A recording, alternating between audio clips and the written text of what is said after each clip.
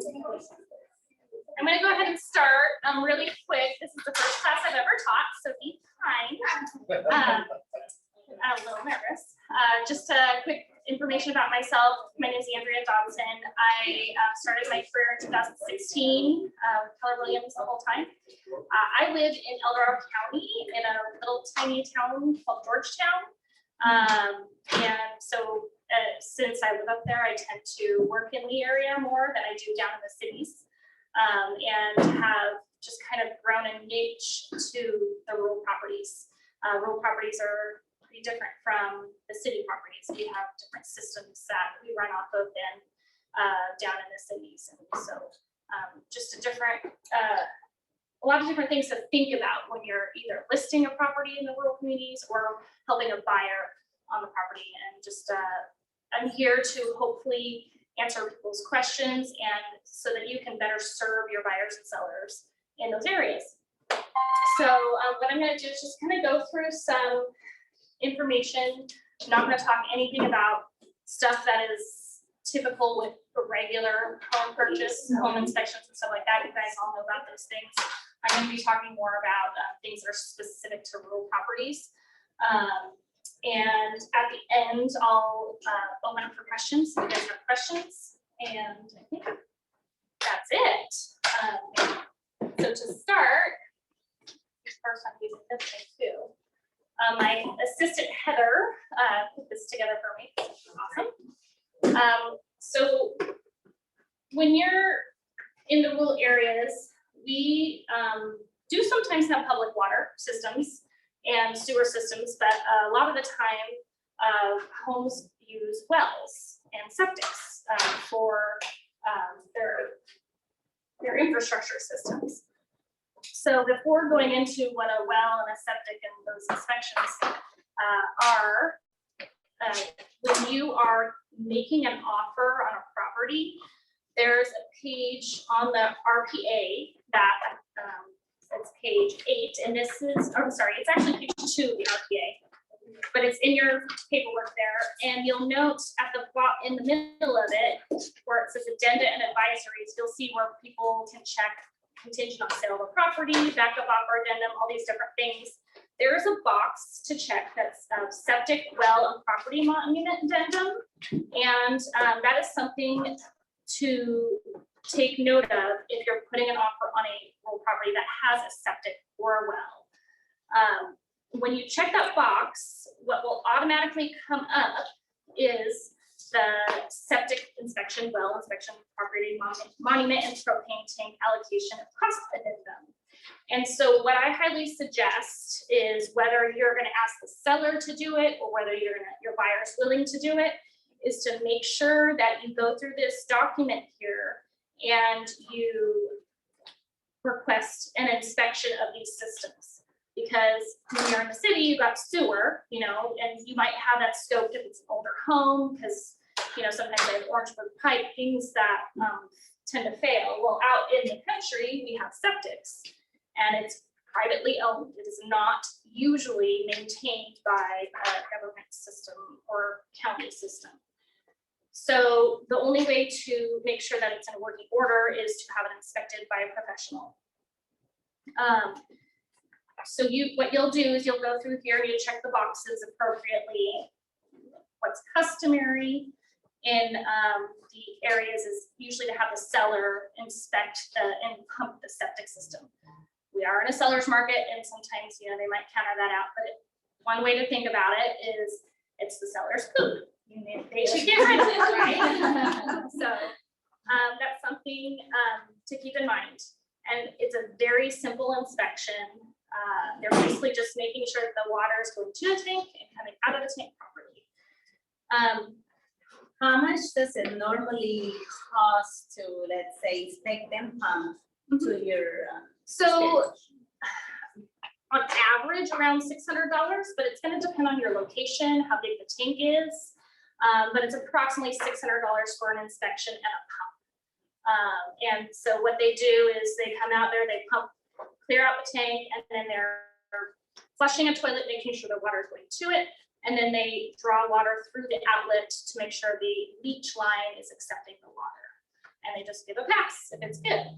They will make notations if there's any issues, and that's kind of a negotiation in your inspection period. You can ask for repairs. And then I also notated in my class that we're going to be giving out a list of vendors that do those specific things, septics, wells in the rural areas. So we'll be emailing that to everybody. Yes? How often, once you buy it and move in, how often does it need to be pumped out generally? It depends on this house size, how many people are living there, but they suggest once every 5 to 10 years. So if you think about how much a sewer fee is in the city and compare having to pump a septic once every 5 to 10 years, it's much more affordable. Oh, yeah. Now there's things that you can do to improve the system. If you do regular maintenance, flushing some enzymes down the toilet, that can help. But it is still suggested it's pumped once every 5 to 10 years, unless of course there's an issue. And just since this is attached to the RPA and the lender is getting a copy of it, do they always require to see a copy of the inspection? Not always. I have had it come up on VA, but for me, if I'm having a buyer that's asking us for a septic inspection and it's failed, I'm not worried about the lender seeing it because I'm going to want that system to be in working order. It's essential for the working of the home.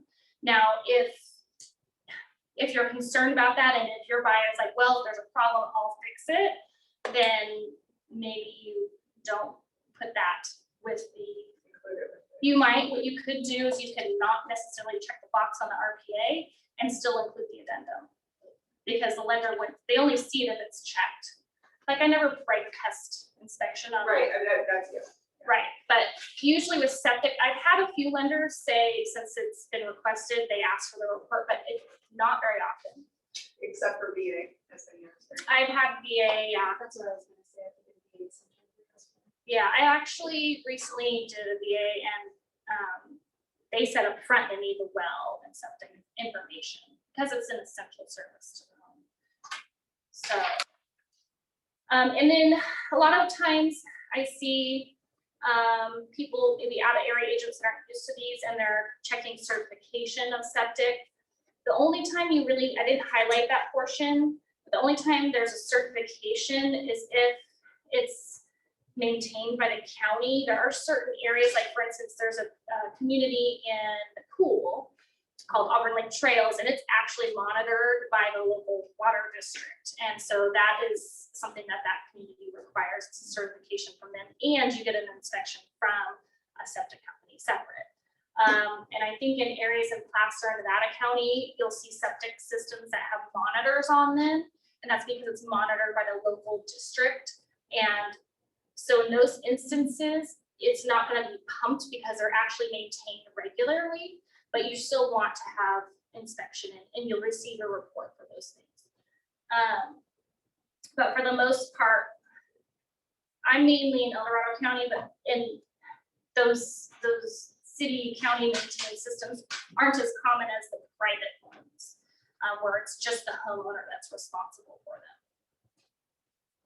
Also keep in mind, when it's talking about the septic, usually they're underground. Usually you don't see them. Sometimes you can find where you can see the lids right there, but most often they're not visible. Hopefully the sellers know where it is, or at least approximately where it is. So you do want to make sure that the seller is accessed, like even if the buyer is willing to pay for the inspection report, you want to ask that seller to locate it, uncover it, because they're the ones that are going to know where that is. Do you have to mark that excavation in order for that to be applicable, or does the location and accessing? Location and accessing does it. Excavation, the only time you really need excavation is if it's a deep tank. I've run into that before on actually my husband's grandfather's property. The tank was 4 feet underground. He had to rent a tractor to dig it up. Luckily, we kind of had an idea where it was, but usually when they look for them, they have a probe and they just stick this probe in the ground to find the tank. Well, when it's that deep, you need an as-built to find it, or someone that knows where it is. Okay, so I'm gonna move on down to the well inspection. That's another one where a lot of times people are used to the public water systems and you just get water pumped to you, you pay for the gallon. Well, out in these rural countries, they have private wells. The private wells are basically it's just a well. It's dug down into the ground. It's not a well that you think of in a movie where it's like this big rock, nice, cute well. It's a hole in the ground and it's sealed. And there's a pump that goes down and it pumps the water out for your home. So what's important about the well is the production of the well. How much water does it produce? And potability. Those are the most important things about the well. So when you're looking for production, they test for gallons per minute. And what they do is the well company comes out and they basically run the water straight from the wellhead for 4 hours, typically. I've seen them do it for less. In some counties, some well companies will do it for less, but I found that 4 hours is kind of a magic number because sometimes you'll see where the well will start at 30 gallons per minute and then it goes down until it finally flattens out. And sometimes they're very low. So it's good to know what the gallons per minute is. What's optimal? Well, optimal is, you want it to be good, well, lots of water. I would say it depends on what you're planning on doing with it. If you're planning on irrigating a lot, then you're gonna want something that's over 10 gallons a minute, at least. But you can get away with, 5 gallons a minute. There are guidelines through the county. So when a well is drilled, there are minimum productions that they require for it to be a good well. Every county is different. I think it's around 1 gallon a minute, but don't quote me on that. That's not very good. I mean, imagine running a faucet and you have 1 gallon of water coming out in 1 minute. So if you like to take showers or you have a garden you want to water, that's not going to be very optimal. Do most people have a tank, like a storage tank? So most often there's what we call a pressure tank on the well, and it's not very big. I want to say it's about this tall by this wide, maybe 100 gallons. Would you say that? Is that correct, Serena? I'm not sure on the pressure. Yeah, they're not very big. sizes. I think she might be referring to like the big storage Right. tanks, which is optimal if you're only getting a gallon per minute. Right. Right. So most wells have a pressure tank.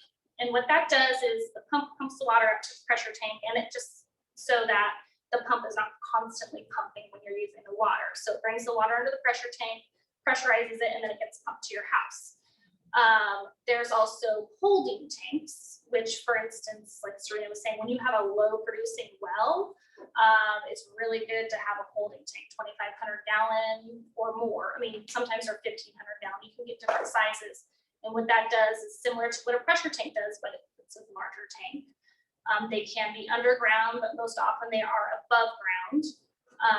And they pump the water into the holding tank. So you have this large reserve of water so that it doesn't burn the pump up. Because if you get a gallon a minute, it pumps the gallon a minute out. And then once it they call it cavitates, there's no water, it waits for the water to come back. And then, so getting into that tank, you have water it's more, available, I guess you could say. And there's also getting a holding tank for fire purposes too. So just standalone. And if there's an air bubble in that pressure, we have a well, in that pressure tank, then it'll keep running, It can if you don't have a protection on it. yeah. They make these devices where it protects the pump and the pump will automatically shut off when that happens. So you might look into that if you have that issue. They do it to save the pump so you don't burn out your pump. Because if that happens often, you'll burn the pump out and then that's a couple $1,000. So water productivity is important because this is your water. You're drinking it, you're using it for watering, things like that. So that is important. The other most important thing about wells is getting a potability report. And that, the basic potability report tests for E. coli and total coliform And what- in the well. what was the second one? Total coliform? Total? Yep, total coliform. Mhm. And that's your basic potability report that you should test for. If there's E. coli in the well, then you're gonna wanna flush the well, retest it. Usually that's a sign of the well's not sealed properly, or there's some contamination of some sort in the well. There are ways so E. coli, if you think about it, is like fecal matter, basically. You don't want that. So there are ways though that can be fixed if you can't, a lot of times they'll flush the well with chlorine, flush it out and then see if it's back. If it's not, then you want to test it often to make sure it's not a recurring occurrence. If it is recurring, then you can put filters on it. UV filter will actually permanently remedy the situation. It has to be changed out once a year, or I think it's once a year. But your well company will advise what you can do to fix those problems. Cost money. So that's another thing, is when you get that bacterial test back and it shows that there's an issue, you're negotiating with the seller on fixing those things. Really quick, do you always mark those on the bacterial testing? And For me, when I'm representing a buyer, I always mark those. I want to know the productivity and I want to know the potability. That's important.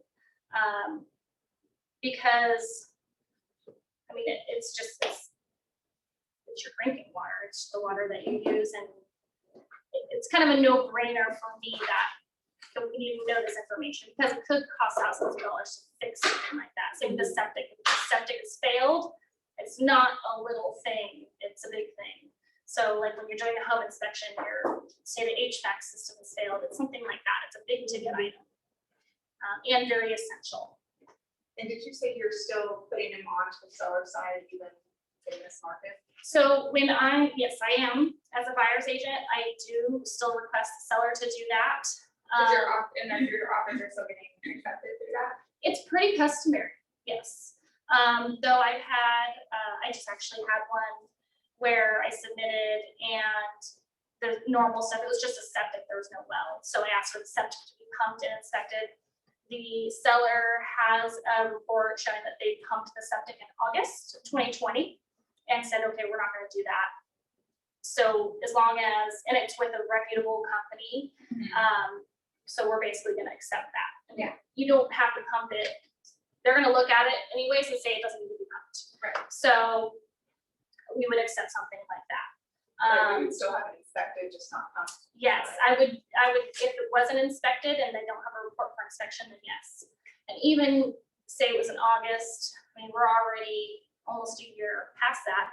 So I would still have it inspected, just because you never know. Have you ever seen where someone needs to put in a new well? Actually, I have a listing that's pending right now that they had to put a new well in. What So- does that run? It's charged for the foot that you have to go down. So it's costly. I couldn't tell you numbers, but I mean, you start probably at 5,000 and go up from there at least. We've seen about 20 to 30,000. It depends on how deep They you have have it. And West Sac is, I think they might be a little more expensive for the county. The soil, yeah. Well, yeah, the percolation rate, and yeah. So Are you suggesting to your sellers to do those inspections up front? I do. Some sellers, what I do to my sellers, I do suggest that they do that. Sometimes they don't want to do it till they're on contract, but I definitely front load them and say, hey, this is expected. I'm letting you know right now, expect this to be an expense that you're going to incur. And I always include that in their net sheets. Then I give them ideas, okay, well, it's about $500. That's for the production and the potability. And septic is around $600, just to give them, so they know it up front and they're not, like, oh, well, why are they asking me to do this? It's to be expected.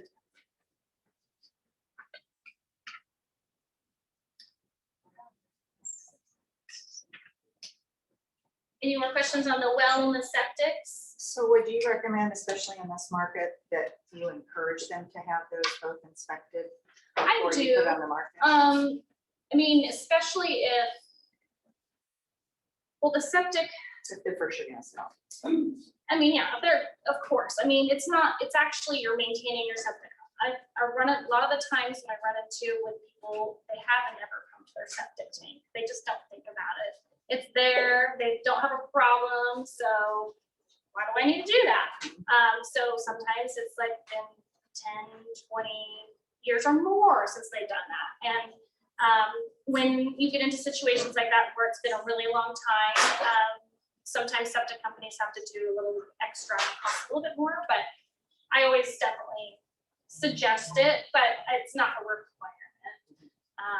Just like I suggest people to do a pest inspection, it's $125, you know, it's worth it for you to at least have the information up front and be able to, it's also fun, it's also great to be able to attach that clear septic report and the great well report onto the MLS and say, hey, we've got a great well and our septic's clear.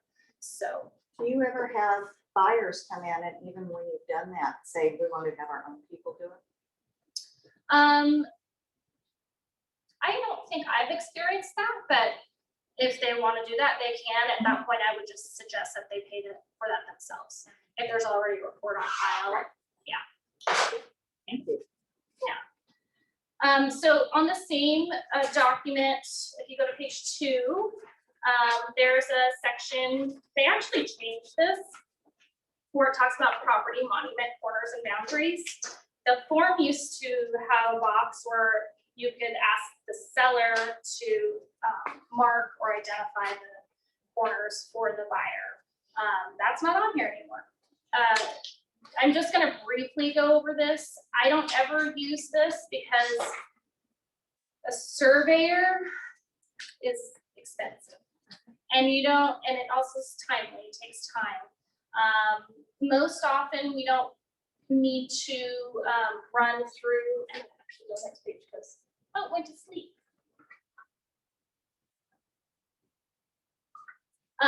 Anyways, so I don't typically do anything with the surveys. The only time I run into that situation is if there's obvious questionable, yes, discrepancies. You have, you're looking at property lines, your property line map, and you're looking at the property and you're like, this doesn't seem right. Then you might want to see if there is a record of survey on file, so that you can kind of see what's going on there. So I don't usually check anything on that section. The next line down, and I'll go over surveys and stuff in a minute too. Is that customary for the seller to pay for, or? A survey? Yeah. I don't ever ask for a survey. It's thousands of dollars. So it doesn't make sense for a purchase, at least a residential purchase. Now, if it were someone that's purchasing a huge lot and they're planning on subdividing it and maybe doing something commercially with it, then you might look into something like that. That's gonna be more of a, just to make sure that they can do certain things with it, but not on a typical residential or land sale. I don't usually deal with that. I got a quote once for over 10,000. Yeah, So and it they can be depends very expensive. on the terrain. So Yeah. you get a square little parcel in the city, I mean, it doesn't cost that much money. But you go into the country and you have 10 acres and it's in a ravine, that surveyor has to traverse that terrain to get their marks, and it's very difficult. So that's Usually why. they have a base point, that's the whole, it's whether or not there is one that they can go off of Yeah. in the area. Yep, and I'm gonna go over that in a minute with the plot map that I have. But really quick, one more thing on this form where it talks about propane. So in our cities, everybody's mainly on natural gas. Up in the country, we don't have natural gas. I think partly to do with you can't get underground with the gas lines and things, but so we have propane. And it's bottled propane. It's usually above ground, delivered by a company. It's not metered. You basically have a tank of a certain size, And when you get low, you call the company and have them refill it. On these forms, I will usually check if the propane tank is leased or owned just for notification. I don't ever check measuring or buyer's gonna reverse the seller. Sometimes I do receive on purchases, I do receive addendums from listing agents that say that the buyer's going to reimburse the seller for propane. I usually don't have my clients sign it, and most of the time I don't get any pushback, but sometimes you do, and it's, you know, It's so annoying, they should just include it. right. So what can happen is you can have the propane company basically take it back, or just, you know, usually it's maybe 100 gallons, and they give you the receipt of what they purchased it at and you reimburse them. It's kind of like a credit. A difference between leased and owned propane tanks. So when you have a leased propane tank, it's leased from a company. For instance, I'm just going to throw a name out there, Suburban Propane. So if you have a Suburban propane tank on your property, you have to buy propane from Suburban Propane. You cannot buy it anywhere else. There's usually a very minute fee, annual fee for that tank, and then they'll fill you. If you own your tank and no one else owns it, then you can shop around and buy propane from anyone, which is kind of a nice thing, because not all propane companies charge the same amount during different times of the year. I own my tank, and so I'll call around several companies that I know are usually around the lower end and pick who has the best price. And so I get the deal. It does cost money to get those tanks though. So when you find a property that has an owned tank, it's kind of nice. It adds value a little bit. And are you prorating how much is left in there? Not usually. No. Yeah, that's where I was talking about. A lot of times, not a lot of times, sometimes sellers will send an addendum that says the buyers to reimburse what's left. I usually just don't have my client sign it, and you just see what happens at the end. Sometimes the agent will be like, hey, you didn't sign this, and I'm like, oh, well, my clients don't want to, because it wasn't in the contract. So it's something they're trying to slip in there. And so I'm representing my buyers, you know. So they would have had to counter you basically stating that. Well, it's just a matter of you sign the addendum or not. They can add the addendum in there.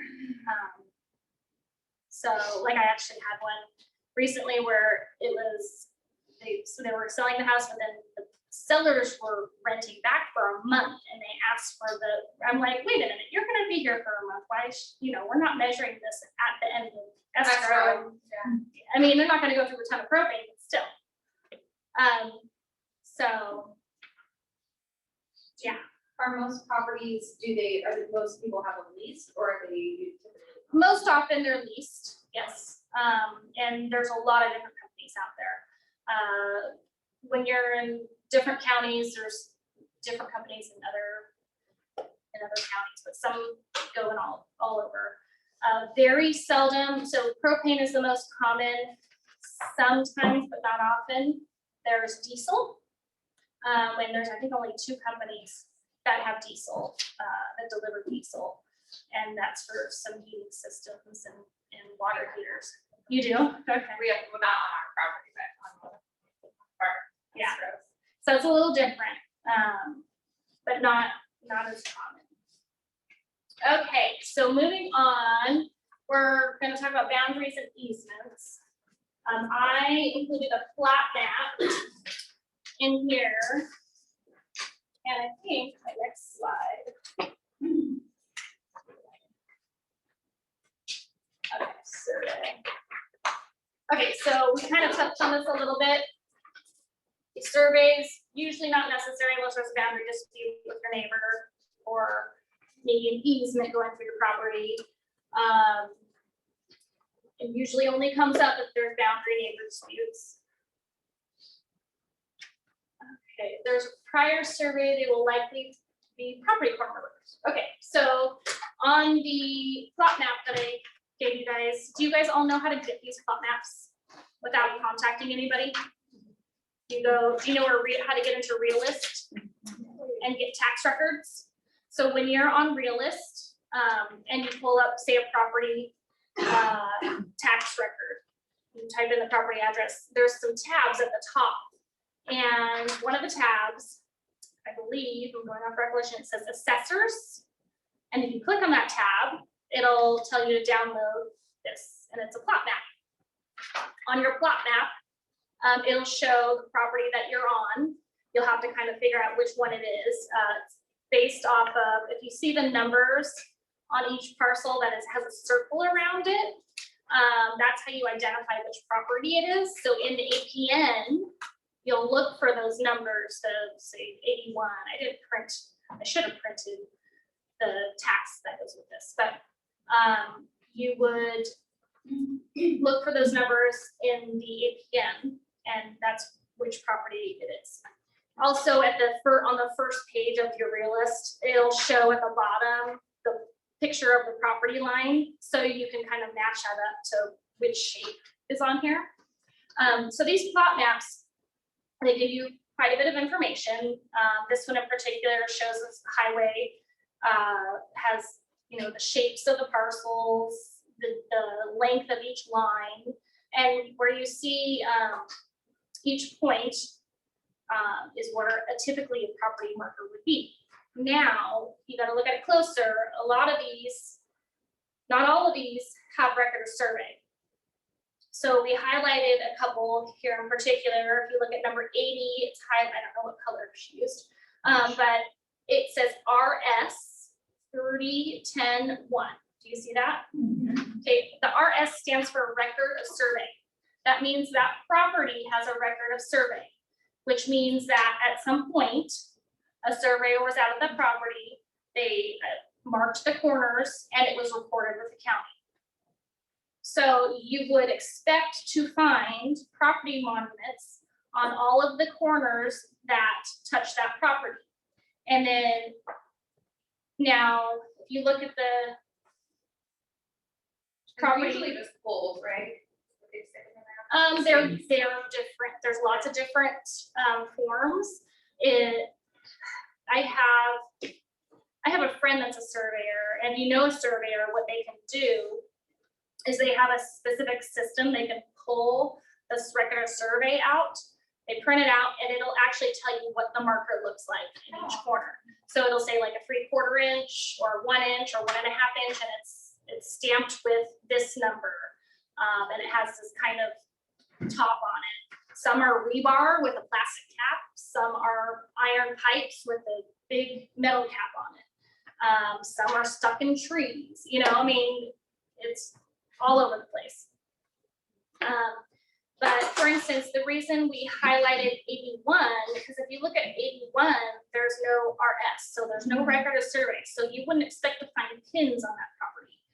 But since the property below it, number 80, has a record of survey, and the property to the right of it has a record of survey, you would be able to find those corners, and they should be in the same place. So you'd be able to find almost all the corners of that property, because the other neighboring parcels have record of survey. What is the PM? That's something I'm gonna have to ask my surveyor friend. I'm not positive. Yeah, not. What's the property line? I was wondering if it was parcel map.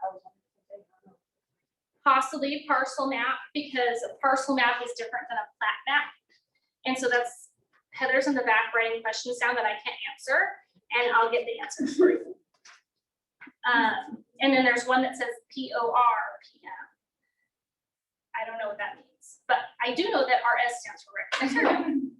And that's just something I wanted to point out. Okay, so is there any questions on this plat map? Yes. I'm just curious, do you walk your proproperties? Oh, Even yes. if they're 10 miles out?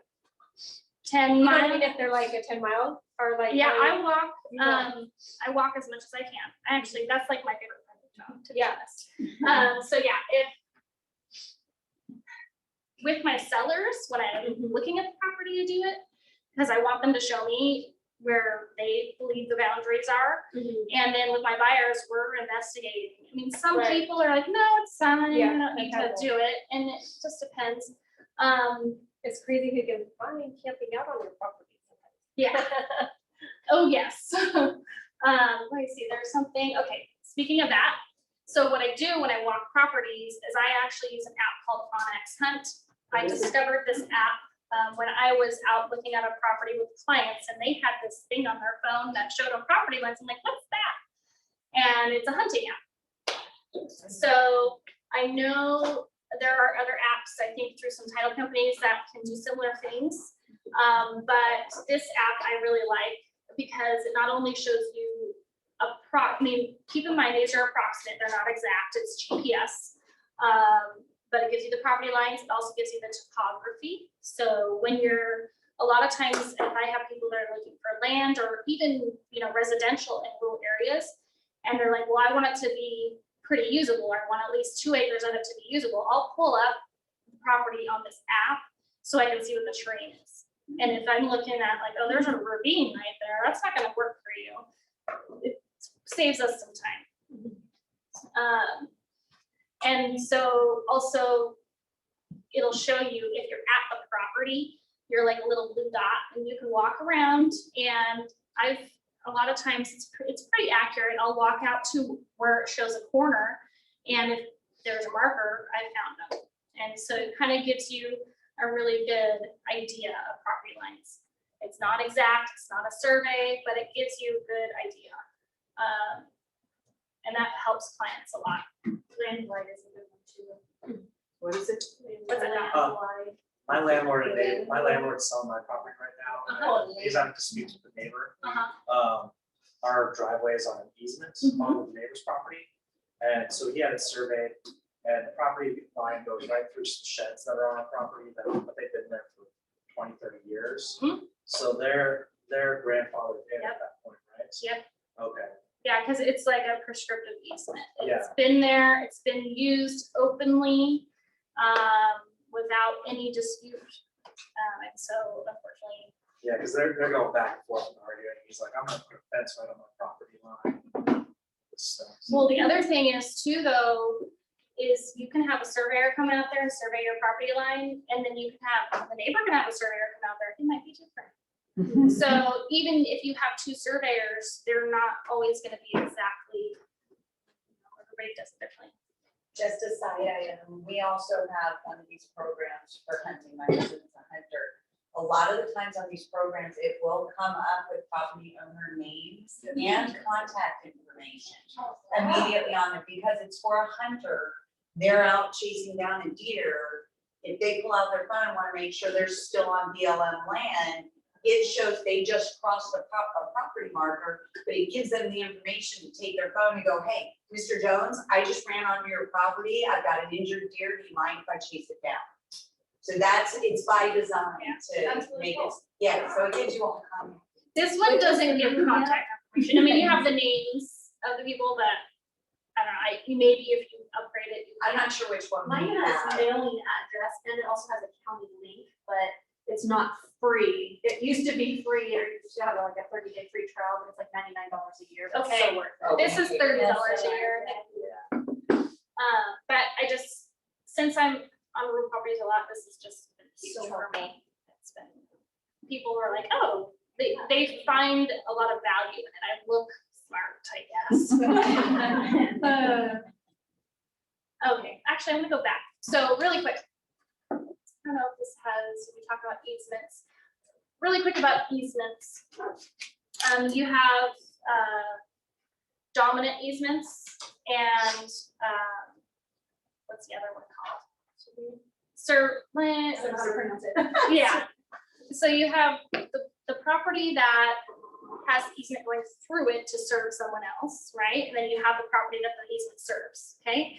When you are buying a property, and there's an easement that is serving your property, that easement will not be on the preliminary title report. It will only be on the title report of the property that it is going through to get to yours. So if you are buying a property, for instance, actually on this plot map, there's a property just below the green one, or not green, I don't know what color it is. Number 70, And then you have number 74. Skunk Lane is easement through number 70 to access 74. I actually sold 74.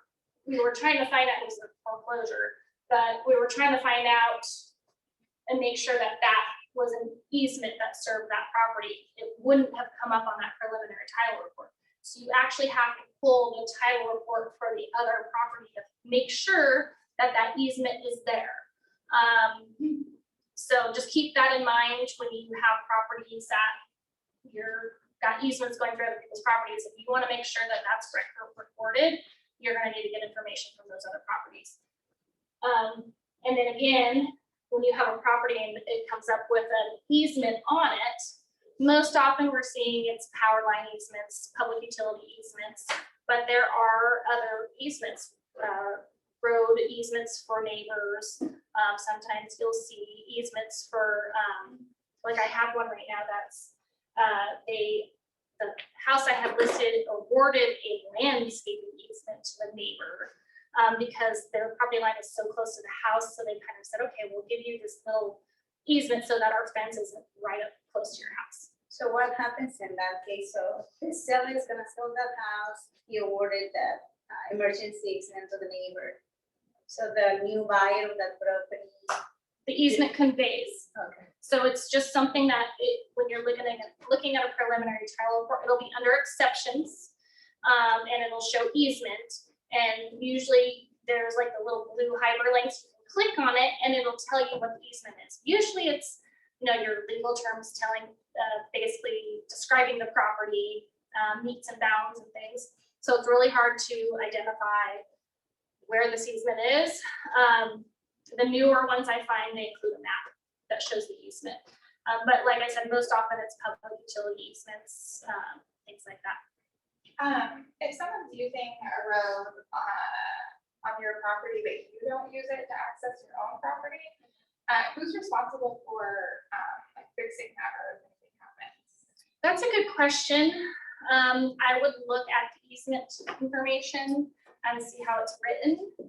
If it's easement going through so you're saying, like for instance, a road easement going through the property to the neighbor's property, but the person Might have like a different. they might have their driveway going. Yeah. Yeah, so I would think that would be in the easement recording. Yeah. Yeah. If you're smart. you have a maintenance to do. Yeah. So, and then and sometimes that information is not there, and so sometimes during transactions, you might want to be communicating with that neighbor and talking to them and asking them questions. And I've had it where there's been an easement written up during a transaction and put into the report before closing, just to confirm that this neighbor has access because it's going onto the property and it wasn't recorded before. So, but it was just kind of used and accepted. So, yeah. So something that's pretty important. A lot of people don't think about. Mineral rights. Is there pictures? Yeah. Mineral rights and mines. So mineral rights, you would think you'd run into a lot up in the country. I don't really. When I find a property that happens to have a mine on it, there's been a few, then I do some extra research. Mineral rights will not show up on the preliminary title report. I found it where the natural hazard disclosure will tell you if there's a mine on the property.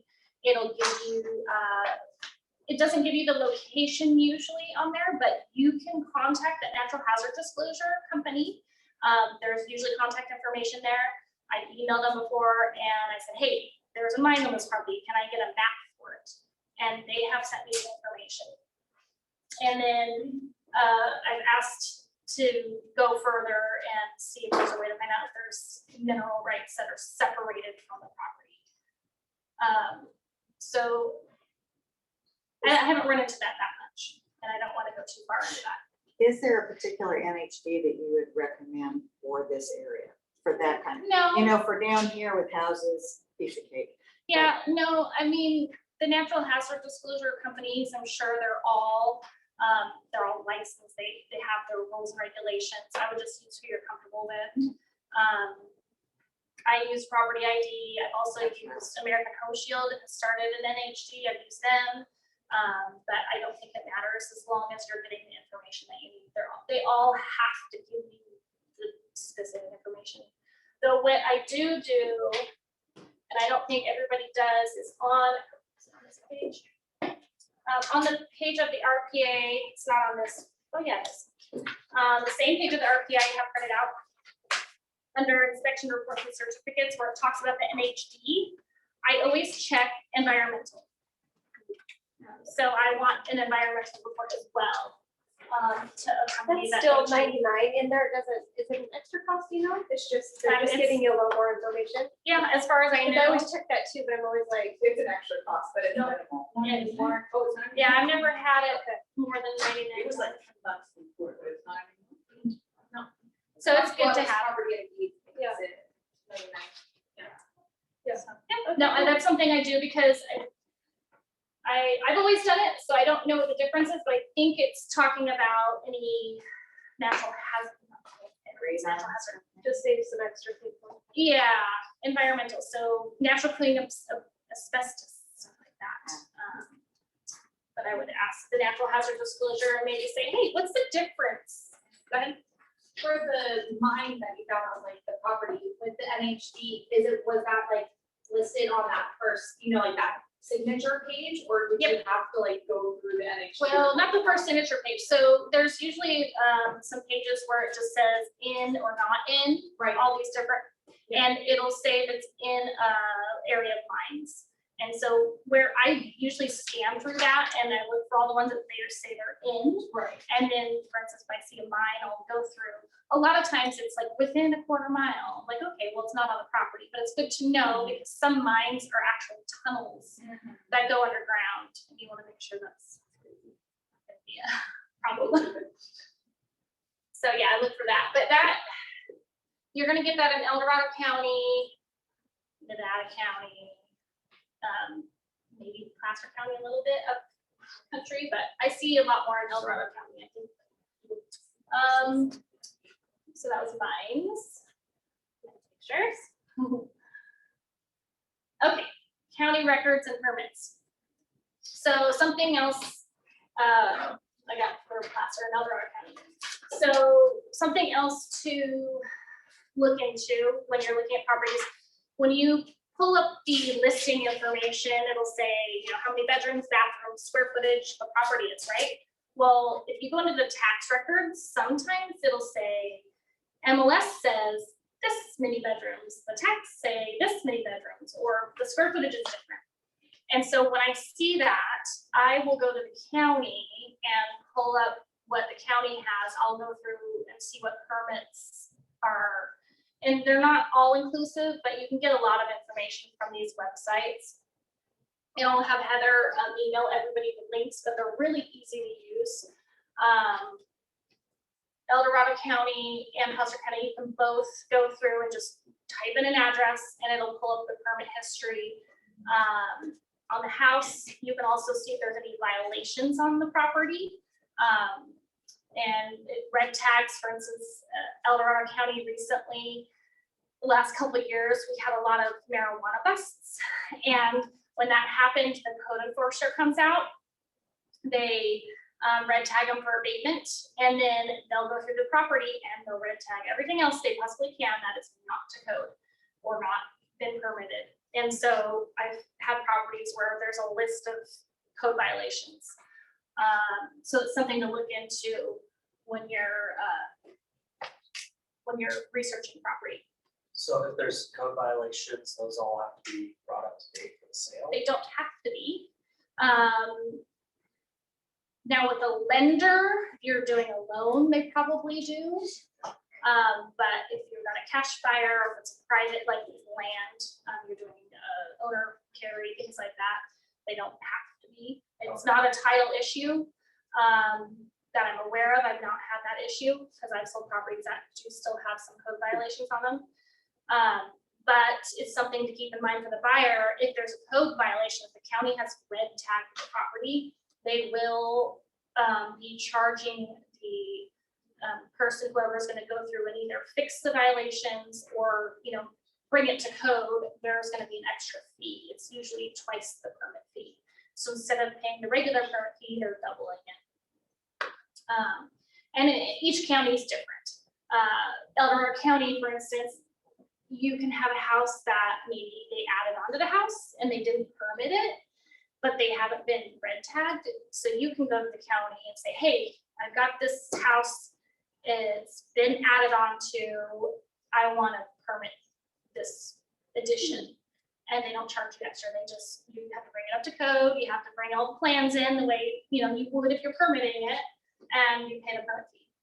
And so it's kind of like a Good Samaritan, thing. So it's kind of neat. I don't know if all the counties do that, but I know all those counties does. Was that second? Yeah. So that's kind of nice. But these links will make sure to get to you. So if you're ever in these counties, you can, like I said, it's very easy. You just gotta go to the right spot and you can look up by address, you can look up by APN and get information. Let's see, do we have? Do you have the one for Nevada County? Not on here, but I can get it for you. We'll make sure we have it. Something else I wanted to bring up that I don't think we included in this is manufactured homes. In the rural communities, there's more manufactured homes than you see. Usually in the city, it's like they have parks, right, with the mobile homes. Out in the country, we have considerable more manufactured homes on real property. Sometimes they're on permanent foundations and sometimes they aren't. So it's very important to find out if that's the case. If it's not on a permanent foundation, you cannot get a loan on it through a traditional lender. There are lenders that you can, and we do have that included in our list. So there are a few local lenders and some bigger companies that will loan on a manufactured home that's not on a permanent foundation. If the home is on a permanent foundation, then what your lender will require is called a 433A. It is a foundation certificate, basically, and it should be on record of the county. Most of the time when you pull up the records, the certificate won't be there where you can pull it up, but you can usually easily call them and say, hey, can you look up this document for me? And they can either, I had it where they attached it to the El Dorado County, like I was in the system and all of a sudden the attachment's there because they added it, or they'll email it to you. So it's pretty easy to get. But yeah, just wanted to touch on that. Insurance. Insurance is a little bit different up there.